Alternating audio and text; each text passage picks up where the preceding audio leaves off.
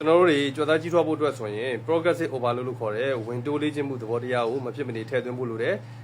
progressive overload မှာကျွန်တော်တို့တွေက window စနစ်လို့ကျွန်တော်တို့ကခေါ်တာပေါ့နော် progressive overload ကို window စနစ်လို့ခေါ်တယ်ဒါပေမဲ့ window လေးစနစ်မှာကျွန်တော်တို့တွေကအလေးတူတာမျိုးကြီးပဲမဟုတ်ပဲねအကျဉ်တူတာမျိုးရှိတယ်ပြီးရင်အကြော့တူတာမျိုးရှိတယ်ပြီးွားရင်ကျွန်တော်တို့နားကျင် short လိုက်တာမျိုးရှိတယ်အဲ့ဒါတည်းပို့ပြီးတော့အနုစိတ်ကြတဲ့ဟာလေးကတော့ time under tension လို့ခေါ်တဲ့ကျွန်တော်တို့ကတကြောနဲ့တကြောဆော့တဲ့ချိန်တစ်ချိန်နဲ့တစ်ချိန်ဆော့တဲ့ချိန်မှာ